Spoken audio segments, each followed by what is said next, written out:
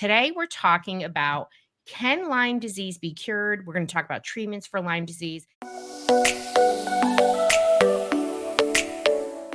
Hey, everybody, this is Dr. Roseann. And I don't have a lot of guests on my show. So when I do, they are extraordinary. And as always, this is a platform for not just education, but hope. Because when we struggle with infectious disease and we have neuroinflammation, it can be hard to get the right care. And that's why we're having this conversation with the amazing Dr. Richard Horowitz. If you don't have his book, you need to get it, and you can go to cangetbetter.com. It's really should be on everybody's shelf. If you have, long-term infections, you don't know what you got, you have pandas, you've been sick a long time or had mental health issues for a long time, read this book because it's an eye opener to all the things. So welcome, Dr. Horowitz. I'm very excited to have you here because I know this is going to be an impactful conversation. Yeah, thank you, Roseann. I'm happy to be here. Yeah. So I think one of the things that is surprising for people when they get into the journey of tick-borne infection and Lyme disease, and, if you're new to Lyme disease, know there's a lot more than just Lyme. There are hundreds of other infections, and that's often surprising to people. But we often call it the great imitator. Can you talk a little bit about why Lyme disease is called that and just why it's so hard to diagnose today in 2024? Sure. So Lyme is called the great imitator because it resembles syphilis, which was initially the great imitator, discussed in the 1800s and early 1900s. They're both spirochetal infections, right? One is Treponema pallidum. It's a little bit different than Lyme, but basically have a lot of the same symptoms. Both spirochetes can get up into the brain. They both cause chronic fatiguing illnesses. They both can cause memory concentration problems with dementia. It can affect the heart. So they're very similar in that way, but it's essentially the great imitator these days because with all the people coming down with chronic fatigue syndrome, myalgia, encephalomyelitis, fibromyalgia, nonspecific autoimmune illnesses, and even dementia, what you're dealing with, and by the way, these days, of course, include long COVID because it Of course, all the symptoms. You have to understand that all of these diseases, they cause chronic fatigue, they cause musculoskeletal pain, they can cause cardiac symptoms, and they cause neuropsychiatric illness. So the problem is that if you're tired and you're achy and your memory doesn't work well and you can't sleep and you've got anxiety, depression, you've got to figure out, is it chronic fatigue syndrome, myalgic encephalomyelitis, which might be from a virus, right? Or could be HHV6, could be Epstein-Barr. Is it fibromyalgia? Is it long COVID from the COVID virus, which can look like Lyme? Though I will tell you, there are actually some very distinguishing features from Lyme and long COVID, which we can discuss if you'd like to get into that a bit. I'd love to hear that. Let's dive into that because I personally am seeing people with both. And, one is opening the door to the other, right? So, I think it's good for people to understand that you can have both, but also there are differences. Right. Well, and in fact, I think a lot of people do have both. There's been published literature showing that the people that do have Borrelia burgdorferi Lyme disease, when they get COVID, it will increase your symptoms of long COVID. But the difference basically between them is that with Lyme disease, you generally have symptoms that come and go, with good and bad days. You don't normally see that with long COVID. It's usually every day. In long COVID, a lot of these people have lost their sense of smell or taste. And a lot of times they've had some form of organ damage, whether it's lung damage from the infection or cardiac or other organ damage. It's not that you can't see that with chronic Lyme, but you don't really see it as often. Most of the things, at least we have found in our practice, are reversible. But the hallmark of Lyme is that with the good and bad days, with the symptoms coming and going, the joint pain, the muscle pain, and the nerve pain, tingling, numbness, burning, stabbing sensations, migrates. So the migratory pain is really the hallmark of chronic Lyme. And we discussed this in a paper we published back in 2019. Actually, might even been 2018 with University of New Paltz researchers, Dr. Mariella Cetera, Dr. Phyllis Freeman. We showed when we published the Horowitz MSIDS questionnaire, the 38 screening questionnaire, that migratory pain was actually one of the hallmark symptoms. And there was only other 6 diseases and medicines that cause it. And I would usually joke with doctors and patients that unless you graduated at the bottom of your medical school class, you should be able to tell the difference between gonococcal arthritis and acute rheumatic fever, and inflammatory bowel like Crohn's disease, or Reiter syndrome, which can happen with Salmonella or Yersinia, or an acute hepatitis, even lupus. There's ways of differentiating those diseases from Lyme. Those are the diseases, in fact, that cause migratory pain. So there really are some standard hallmark features that make it stand out. But it is a problem because a lot of people now are getting viral infections on top of COVID. If you get long COVID, you're now getting reactivation of viruses like Epstein-Barr and herpes virus 6 on top of Lyme. And as you said earlier, when we started, most of these patients have lots of infections. And in my practice, it's the 3 Bs. It's Borrelia, Lyme disease, it's Babesia, a malaria-like parasite, and oftentimes Bartonella, many species of Bartonella. Doesn't mean you can't have mycoplasma species or tularemia or brucella or Q fever, anaplasma, ehrlichia, rickettsia. You can get all those, but for all intents and purposes, if you look at Bartonella as like a kind of a model disease that we have to treat as an intracellular biofilm infection, if you address it with the new treatments we've developed with pulse dapsone combination therapy with biofilm agents, you're probably going to get a lot of these infections at the same point in time. Yeah. And, Dr. Horowitz, being that I'm a mental health provider, and usually what brings people to me, and actually where most of your patients wind up in general, is in the mental health world, which doesn't know a lot about Lyme, but is learning more.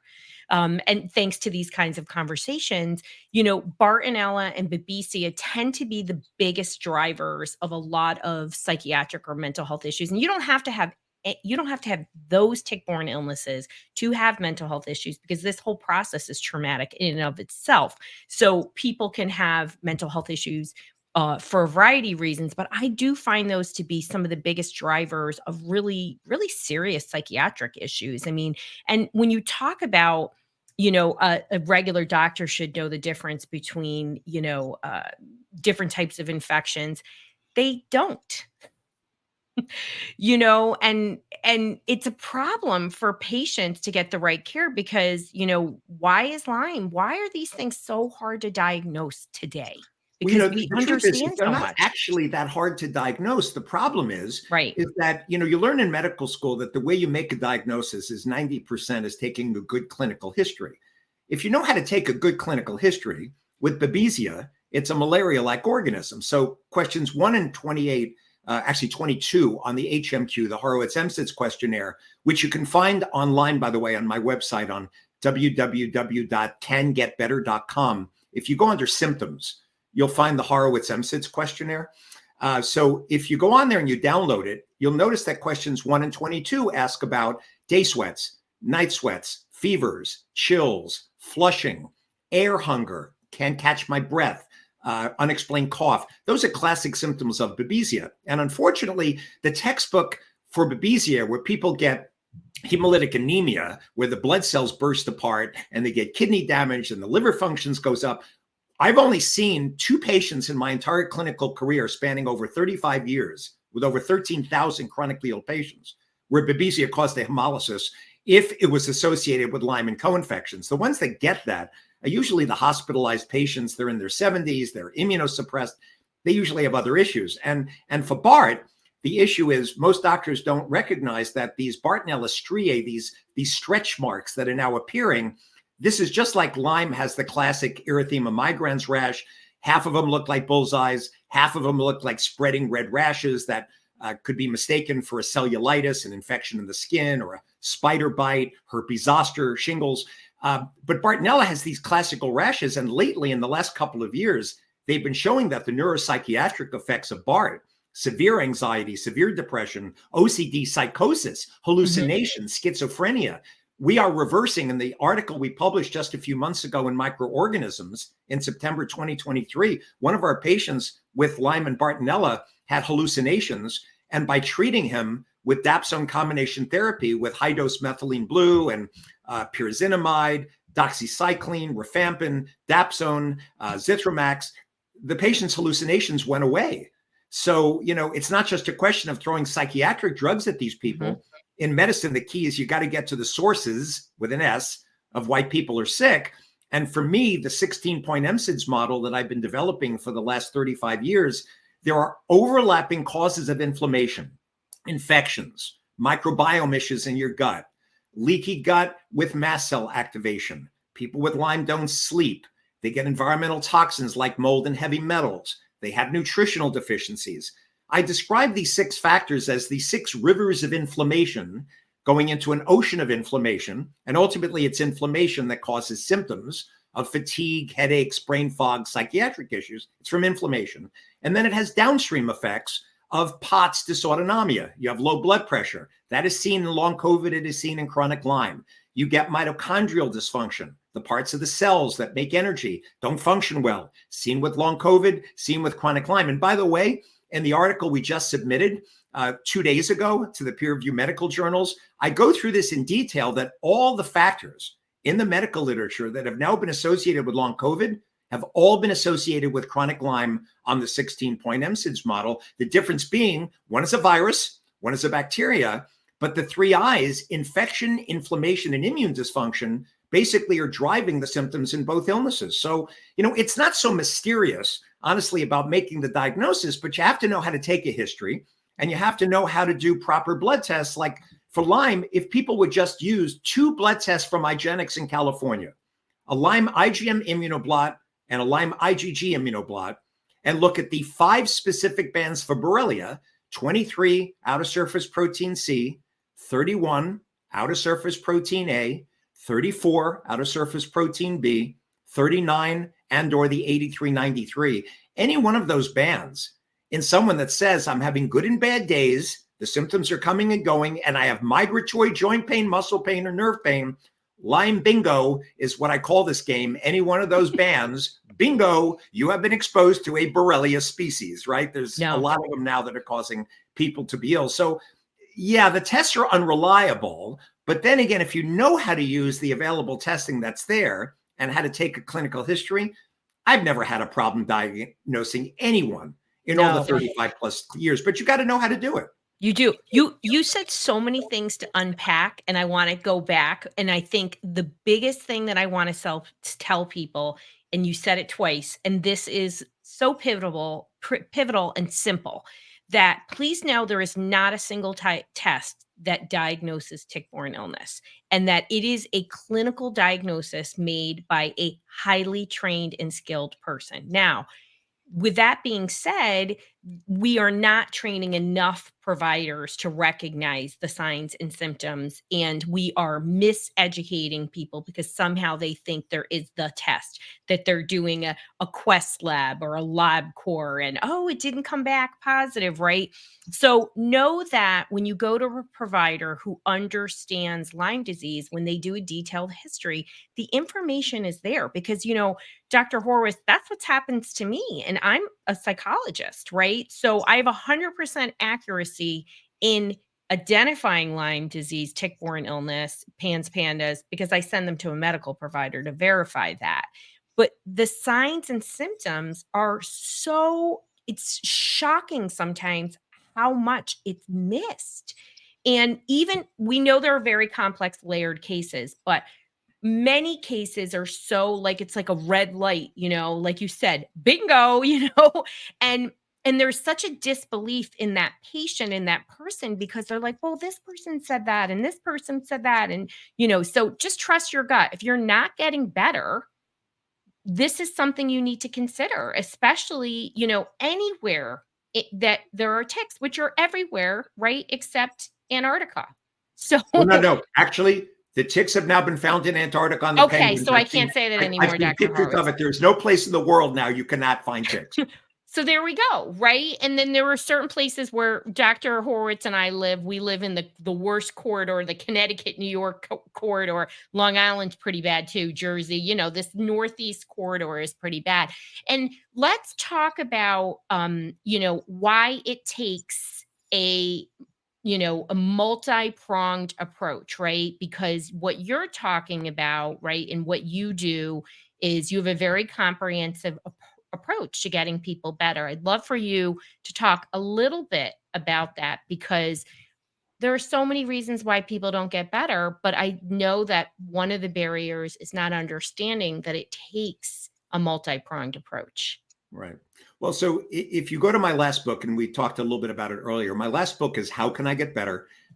It was published from St. Martin's Press back in 2017. It was a national bestseller. My first book, Why Can I Get Better, was a New York Times bestseller. These books basically explain, and I think for most people, How Can I Get Better is kind of an easier version because we made it a little bit simpler for the general public to read it. The first one was a scientific tome explaining every detailed biochemical pathway for people. But even in my last articles, if you read some of the articles I published, there was one in healthcare in 2018, the Precision Medicine 2, the role of the MSIDS model. MSID stands for Multiple Systemic Infectious Disease Syndrome. What this means is it's like going into a doctor with 16 nails in your foot and telling your doctor you have foot pain. And the doctor finds one nail, pulls it out and says, come back in a month and tell me how you're doing. There are 16 reasons why people stay ill. And by the way, it's not just with chronic Lyme. They're finding the same things as we talked about earlier with long COVID. And we're going to find it's going to be the same, by the way, with chronic fatigue syndrome, fibromyalgia. In fact, my third science book that I'm in the process of writing right now, I don't want to give away the name yet because it's going to probably change a million times by the time it's done. But this next book that I'm going to be publishing is dealing with the world of all of these people, these, millions and millions of people worldwide with a chronic fatiguing, musculoskeletal, cardiovascular, neuropsychiatric illness that can't get better, that have been told they have chronic fatigue, fibromyalgia, long COVID, autoimmune disease. And it's not that they may not have this per se, but you can get to the underlying sources of why it's there. And it turns out the 16-point MSIDS model really gets to the bottom of why people are ill, whether it's a virus, whether it's a bacteria, whether it's parasite. But no one in the chronic fatigue space these days believes that it's one cause. And I think the problem in medicine is most doctors were trained in the one cause, one disease model. In this day and age, with all these chronic diseases, right? And you were mentioning that, the ticks are everywhere. Well, just 2 years ago, BMG Global Health published that 14.5% of the global population has now been exposed to Lyme disease. That's 1 out of 7 people in the world. They just changed the figures. The CDC a couple of years ago said 476,000 people, average Lyme. They now changed it and said, oh, by the way, no, it's probably closer to now to 620,000 people. And even that figure, we don't even know how accurate because they're changing the way they're recording and gathering the information of the people that are sick with it. This is a worldwide epidemic, folks. If you're suffering from chronic fatigue and aches and pains and memory problems with psychiatric issues, Lyme has to be on the top of your list. It's not like this is a rare disease. It's an epidemic. Absolutely. And you know what's astounding too? We know that number 1 and number 2 groupings of people who get infected by Lyme are, 5 to 10-year-olds and 10 to 13-year-olds. And yet somehow this isn't a standard, right? Or doctors tell parents like, oh yeah, let's see how he does in a month, after this tick bite. But it is a worldwide epidemic. And, people will come, I'm sure in the same with you, come to you from faraway places because they happen to live in areas where there just aren't providers because they don't believe in it, right? And I don't even think it's fabulous where we live, where, there isn't anybody I know who doesn't love and care about somebody who has chronic Lyme disease, pandas. There just isn't. No, and because it's the problem for patients when they go from doctor to doctor is that there have been 2 standards of care that are out there. One for the Infectious Disease Society of America, which basically says, we're not even sure what chronic Lyme PTLDS is. There are less guidelines. They didn't even address it at this point. In the past, they've said, we don't think it's a chronic infection. We just really don't know. It might be autoimmune. And then there's the ILADS guidelines that say the opposite, which is, no, it's a chronic persistent infections. Co-infections can play a role. I'm now working with the ILADS guidelines committee. We're actually planning on getting out some new guidelines at some point in the near future for people, based on what we as clinicians are actually seeing in practice. So hopefully those guidelines will be more useful for people. But ultimately what it comes down to is that the doctors have just not been trained in medical school how to deal with these chronic illnesses. And the science keeps changing. I mean, I've reported at this point, I just submitted my 9th Dapsone article. Yes, I want to talk about Dapsone. So go ahead. Sorry. So for people that want to read like the latest updates, you can go to the last article I published in the journal is called Microorganisms, September 2023. And basically the title of the article was a comparison of the efficacy of 6-day high-dose dapsone pulses versus 4-day pulses in these people who had chronic Lyme and associated co-infections like Bartonella. So if you do a PubMed search, PUBMED, you just I'll put put in, it in the show notes. yeah, Horowitz, microorganisms 2023, put in dapsone, you'll find the article.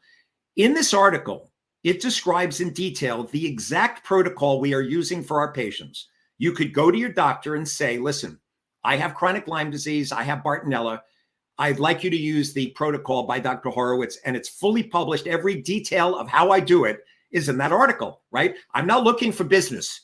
I give away every secret I have for the benefit of other people, right? Because I'm overloaded the way I am, right? So I give away every secret I have for the benefit of humanity and mankind because it's an epidemic.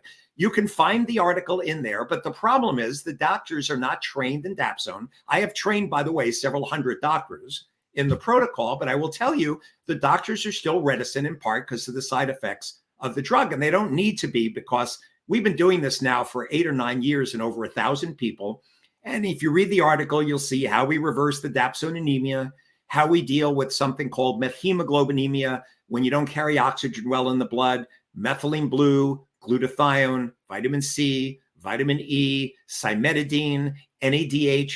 Those are all the things you use to reverse methemoglobin. We reverse the anemia with high-dose folic acid. We give B12, iron. There are ways to reverse the side effects, but the point being, it's a 9-week oral generic protocol. And if you don't go into full remission after those 9 weeks, what we found in chronic Lyme, if you didn't have co-infections, you probably need the last week to do a 4-day high-dose dapsone pulse with 400 milligrams a day.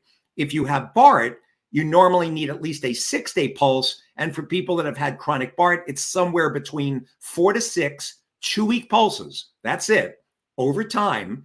And people will generally go into long-term remission. And what I plan on doing at the end of this year, after this new article gets published, we just published 3 case studies, very detailed. You'll see kind of how we take a history. What are the overlapping MSIDS factors that are keeping them ill? These are from the studies we published in Microorganisms. We took 3 of these patients and we looked at them now over a year. 2 of these 3 people are now 1 year in remission or longer from having done this protocol. One, by the way, had COVID 6 times. She never got long COVID based on what we have done for treating. So, there are answers. People need to know there's hope. There are answers, but I'm going to end up going to the Lyme groups by the end of this year, or maybe I'll get a grant writer to help me through the Department of Defense. We need a randomized multi-center placebo-controlled trial on dapsone. Yeah. I know exactly the trial I want to do. It'll probably cost $8 or $10 million. But considering the kind of havoc this disease is causing, it's going to crash the healthcare system because we're in the middle of an epidemic. Lots of people get disabled. They can't work. The healthcare costs are going up. I do have answers. I'll tell people honestly, I have it. I may not have every last one, but I will tell you, I have most of them. There's very few people who come to me who do not get better. Right. True, there are some. And most of the time, by the way, when they don't, it's because their overlapping mold toxicity is interfering with them getting better, or they've got heavy metals, or they've got chemical sensitivity, or they've got horrible POTS that yet, still needs to be addressed. But it's usually something on the MSIDS model that is accounting for why they're still not well. And as long as we keep working on it, most of these even highly resistant patients will get better, but we need a randomized trial. So doctors around the world feel comfortable saying, okay, I know this is it. We know we have an answer. And that's why by the end of this year, I'm going to be submitting this to the Lyme groups to just move this ahead. Because now that I'm my 9th year into playing around with dapsone and dosing and pulsing, I know exactly what is needed at this point. Now, I'm sure there'll be other tweaks, but we know how to make people better. And I certainly have seen people benefit from it. I mean, I really have. And actually, where I really learned about it was from patients that were coming to me. So I have 2 questions related to it. In terms of dapsone, what's the young, what is there an age that there is an age limit? Like this can be done with a 16-year-old, can it be done with younger kids? And then I want you to talk a little bit about pulsing for the layperson and why that's important in any kind of treatment with tick-borne infection. Right. So those are great questions. So interestingly enough, the article we just submitted has the first pediatric case in detail. This young woman was 10 years old roughly when I started treating her. I had consent, obviously, from both parents. She is one of the people now that is in long-term remission for over 1 year. And interestingly enough, when you read this article and you read her history, I think I was her 53rd or 54th doctor that she saw before she got, the proper diagnosis. And what the other doctors missed, which was on the MSIDS model, she had elevated liver functions. They were doing liver biopsies at 8 years old. She had an enzyme deficiency called alpha-1 antitrypsin. They did not know she had POTS dysautonomia, which she'd stand up, get dizzy, pass out. Nobody bothered to check her sitting and standing blood pressures. She was immune deficient. Her immune system was completely trashed by the Lyme and the Bartonella. And she had mold toxicity. And not one of those 53 doctors had figured out, because they didn't go to the MSIDS model. The beauty of the MSIDS model, it's like a checklist, right? It's a reminder of these are the 16 things you have to check for in people who are chronically ill, whether it's Lyme or other things. So the earliest patient was 10. So what we do need, by the way, in the pediatric population, we are going to need a separate set of studies, because I'm not sure in the pediatric population they have to use the doses of dapsone that I'm using in adults. But this young woman went up to 100 milligrams of dapsone. That was it, when she was like 10, 11, 12 years old. She was in remission for a couple of years, low-grade symptoms then on and off, but did not have to take antibiotics for years, because the amount of low-dose dapsone I gave her for years knocked down the load of the bacteria. And when she was about to go to college in her senior year, we said, you've still got some symptoms. Let's check for BART. BART fish was positive. She had never done the double-dose dapsone ever in all the years I treated her, or a high-dose dapsone pulse. All she did was 9 weeks of this protocol, and she's now 1 year in full remission. That's amazing. It is possible, but we are going to need more studies of exactly dosing in the pediatric population. I suspect it's going to be, as it usually is, half the dose in adults is probably what's going to work in kids. But if they're really low body weight, they may not need to go past 100 milligrams of dapsone, kind of like what I did in this patient. Now, regarding pulsing, another very important question. So why would you want to pulse antibiotics? So the key to Lyme disease and Bartonella and many chronic infections is that it is a biofilm infection. What does that mean? It means that years before, we used to think that the reason Lyme disease persisted was because it formed what we called cystic forms, cell wall deficient forms. Other names for it are round bodies, L forms, S forms. It was shown by Dr. Borson and others that the bug will form these and then it'll transform into mobile spirochetes. So we would use things like plaquenil, grapefruit seed extract, flagyl, tinidazole to hit cystic forms, but it was never enough. About 8 years ago, Dr. Ying Zhang and researchers from Johns Hopkins, and it was shown at the same point from Eva Shoppe's group at the University of New Haven, Kim Lewis, that these are biofilm infections, that the bugs are under biofilms. A biofilm is like you have to go to the dentist to go take the plaque off your teeth, because that is a biofilm infection. And if you don't get it taken off, you get gingivitis, periodontitis, and ultimately the bugs are now showing up, believe it or not, in Alzheimer's plaques with Porphyromonas gingivalis. That's why you need to go to the dentist. So in any case, it's a biofilm infection. So what we didn't know is you had to open up the biofilms. What they found with biofilm infections is that if you give an antibiotic continuously, you will lower the load of the bacteria, but you will never get rid of it completely. Mm-hmm. But if you take an organism like Staph aureus, very common bacteria on your skin, and you give it continuously like a drug like oxacillin, you'll lower the load of the bacteria, but you'll never get rid of it. But if you take the same drug and you pulse it, so you give it and then you stop it for a while, you let the bacteria grow back, you hit it again with a pulse, you stop it, you allow it to grow back. They found that at least 4 pulses of oxacillin will eliminate these biofilm forms of Staph aureus. So in many of these chronic infections, and most chronic infections in people, chronic prostatitis, chronic otitis media of the ears, chronic sinusitis, Pseudomonas infections in the lungs with cystic fibrosis, chronic wound infections, chronic candida or salmonella in the gut. These are all chronic biofilm infections, right? So the key to this is you got to use biofilm agents and pulse. And that's what we're doing in the dapsone protocol, is after we knock down the load on the first round with 8 or 9 weeks of antibiotics, we wait to see where people are. We wait 8 or 9 or 10 weeks for the blood test to come back, because you've got to reverse the anemia from dapsone. And then you go in with a 2-week antibiotic pulse with somewhere between 4 to 6 days of high-dose dapsone. And you do this every 2 to 3 months for 2 weeks. We're finding somewhere between 4 to 6 pulses, as long as they don't have mold, They don't have POTS. The mitochondria have been dealt with. The microbiome is good. They don't have mast cell. In other words, you've got to address all 16 points on the MSIDS model. But as long as you do that, people will go into long-term remission. Yeah. And I find mold increasingly an issue, Richard. Like, I think it's part of it's an awareness. Like, wait, I worked with this wonderful provider. I did X, Y, and Z, and I'm still not getting better.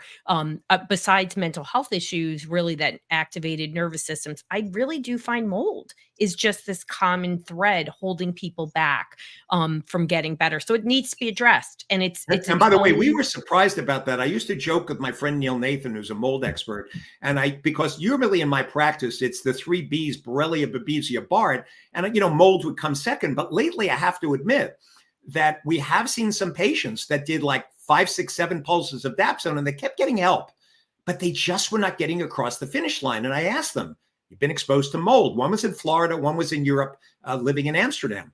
And they said, "Nope, I don't have any mold exposure." I tested them with a real-time labs mycotoxin test. They were loaded with mold. And both of them, the one in Europe now, 100% symptom-free for the first time, I think, in 10 to 15 years.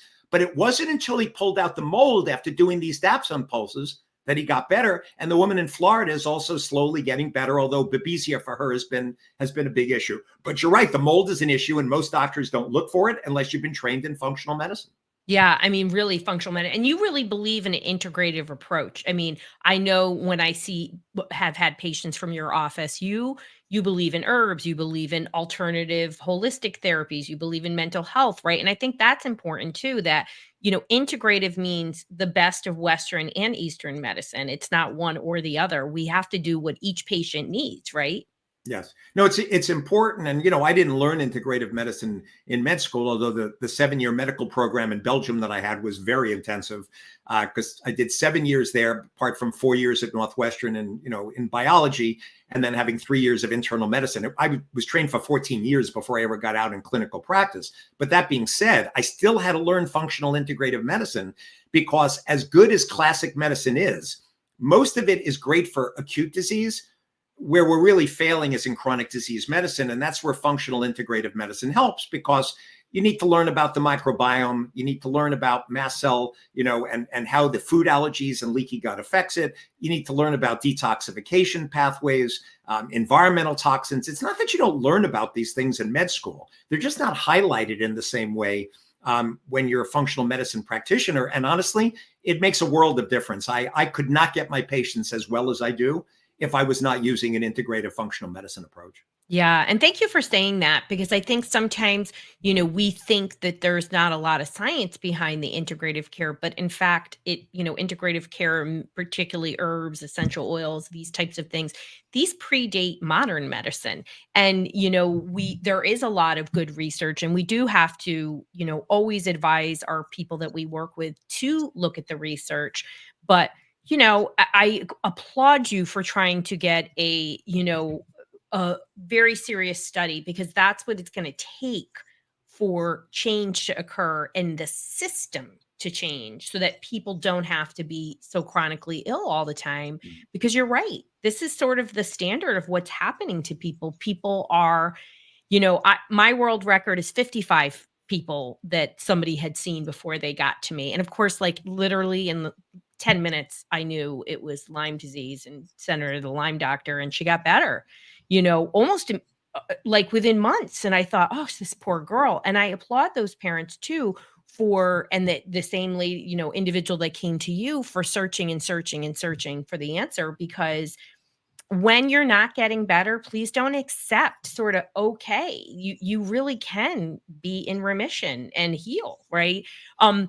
What do you want in treating so many people, and really your books are wonderful. Your first book is like, you could injure yourself carrying it around, Richard. It's just chock full of great info. And every practitioner who wants to really better their understanding of how to support the brain and body when you have tick-borne infections should have that. But what would you wish everybody knew about healing tick-borne illness, Lyme disease, that they don't? Like, what's the most common thing that you're like, wow, I wish everybody knew that so they could get better? I mean, I think the essential points really have to do with the 16-point MSIDS model that I've been publishing on for the last couple of years, and again in both of my books. Because really the problem is that when someone comes in with symptoms of fatigue, pain, memory problems, sleep disorders, neuropsychiatric issues, you always have to do a complete differential diagnosis. And one of the advantages of my book, How Can I Get Better? I think it starts on page 50 to 66, is I take every symptom and I break it down into a differential diagnosis, which means that, if you have fatigue, it's never going to be one thing that's causing fatigue, right? Fatigue is caused by Lyme, Babesia, and Bartonella. Fatigue is caused by the wrong microbiome in your gut. Fatigue is caused by mast cell disorder and food allergies. Fatigue is caused by mitochondrial dysfunction. It's caused by not sleeping. It's caused by toxins in your body like heavy metals and mold, by nutritional deficiencies like B12. So the point being, there's always overlapping multiple sources of where the inflammation's coming from and downstream effects. So what you really need to know with dealing with this disease is, number one, you have to have a map. If you're traveling to a foreign country and you've never been there before, you need a map to get there, to get to your proper destination. The 16-point MSIDS model is the map, and I've validated it over the years. I've never found anything outside the 16 points. Now, there's new things I'll discover in there, like with COVID, there's parts of COVID that are a little different in the sense that it can affect the endothelium, inside the cells. It can cause microclots, right? Which you don't usually get microclots with Lyme in the same way, although there are actually some hematologic abnormalities. But, there's some small differences. But for the most part, most of these chronic diseases, they share certain things in common with the 3 I's of infection, immune dysfunction, and inflammation. So know that the blood tests are unreliable. You got to know which are the proper blood tests. It's not that Quest and LabCorp can't be used on a first round, but you also have to know what to look for, right? So if you take the 16-point MSIDS model, you want to know, like, how do I check for leaky gut? Well, LabCorp does a 95 IgG food profile, but you have to know, to go there and to do it. So the point being, you need the MSIDS map, and you need to know about biofilms, persister drugs like dapsone, disulfiram. You need the basics to be able to get over this disease. And again, if you read the last article we published in Microorganisms, the entire protocol is there. And if doctors have questions about it, I'm answering questions for other doctors all the time so that they can help their patients, right? Yeah. So, and I do train physicians in this, but the Lyme politics eventually, the only way it's going to change, by the way, is going to be a randomized multi-center trial on dapsone. It doesn't matter how much good science is published on this. I still see the same blocks when you go to the CDC or the NIH websites. They're just not, honestly, they're not up to date with really what is reality these days with what is going on, because they're relying on these old double-blind placebo-controlled studies over 15 years old. They did not talk about co-infections. They didn't talk about abnormalities on the 16-point MSIDS map. They didn't address biofilms, biofilm agents, persister drugs like dapsone. We've learned a lot in the past 15 years. So really what they should be saying is, hey, the science is out there that we're seeing a lot of new things that seem to be helping patients. That's being published, but we need the randomized trials to see, and that's why we have to do this. But the politics is really what's interfering. It's not even so much the science at this point. It's the politics that's no, the politics. And in Lyme, it's so much stickier. I mean, the discord there, it's interesting. And Pan's Pandas has its own issue with Susan Sweeto. She's amazing. But one physician decided to write an editorial piece about her, challenging her research, and somehow that's sort of stuck. But that group has sort of advanced further in my eyes, being that I have, I've been working with people with Lyme disease since 1997. And, the amount of conflict that happens in the traditional versus the ILADS camp, which I'm a member of too. But two questions for you. So one, I don't want to really lose the importance of your 16 points, because I think that's where it could be such an amazing resource for practitioners, for families to know that just because you had testing doesn't mean it was interpreted properly. And that's surprising to a lot of people. And you can, you always need proper guidance, but you can go to that resource checklist on your own and say, wait a second, it looks like there's some evidence here. Now I need to find another provider. So that is a resource, and you need to take advantage of it, because that's basically what I do. And I go through and I work people through, and I'm like, wait, these are the barriers. And those micro components can have huge lifts in a people's healing journey. And I think that's a big surprise for people. They always think it's the one thing, the one treatment, the one antibiotic, the one this. The other thing is, you mentioned training physicians, and I'm sure people will listen and try to reach out. Is there a best way for people who do want to work with you? I hear that you're talking with iLads again and doing some practitioner training. I mean, I do know that's hugely impactful. How can people should they go to your website for practitioner training? How could people get practitioners even trained by you? So first of all, at this point, I'm pretty sure the numbers are probably, we've trained over 300 doctors in the last couple of years on the MSIDS model, on dapsone combination therapy. So a lot of the doctors we've trained, we've given the list, by the way, we've given them to ilads.org, lda.org. Heather from my office, who works with me when we do these trainings, she can eventually get people the names of doctors that have been trained. So to wait to reach out is the general email for our office. Okay. Is medical. But you can go to ilads.org, and just so everybody knows, there's not a list there. You have to give your information, and they will then give you a list of providers, and they're a wonderful organization. So that's a great way to find a provider in your area. Yeah. So the way to get in touch, for example, if you need a Lyme provider who's been trained, medical at HVHAC.com stands for Hudson Valley Healing Arts Center.com. I mean, that's the general email for the office, and we can get you the list of doctors in your area that have been trained. Because again, we will occasionally take some new patients in our practice. We squeeze them in when we can. But this year specifically, at least for myself, I'm limiting it, because if I start doing a randomized controlled trial on dapsone at the end of the year, I know this is going to take a lot of time to do this kind of a trial. And yet this is what's needed to help the millions of people worldwide. It is really needed. It's going to make a huge difference and shift, so that not just in America, but all over, because we need to show people the path on how to heal. And, and recognizing that there are many treatments, there are many therapies, and there are things that people do to really better themselves. And I've seen people heal in a variety of ways, but only when they take a multi-pronged approach. I've never seen somebody do one thing and just get better. Sometimes and in fact, for doctors or patients that want to read the multi-center approach in the peer review literature, the article we published in the journal is Healthcare in 2018. It was called Precision Medicine 2, and it was the role of the MSIDS model in these chronic diseases like chronic Lyme, PTLDS. So the whole 16-point model was kind of broken down in 200 chronically ill Lyme patients. Bay Area Lyme had funded that study for us, of which I'm greatly appreciative. And you can read actually exactly what we found in these 200 ill Lyme patients. So if you don't want to even go to one of my books, you can just read it right out of the healthcare article. The advantage of my book of How Can I Get Better is that those pages of the differential diagnosis of pages 50 to 66, I think that's the multifactorial model in detail that you really want, because as you were saying earlier, it's never one thing. And it could be just your adrenals are too low and no one bothered to check, or you have POTS with low blood pressure and nobody bothered to diagnose you with it, because POTS causes fatigue and brain fog. It causes anxiety. It causes palpitations, same symptoms as chronic Lyme, but the treatment is not antibiotics.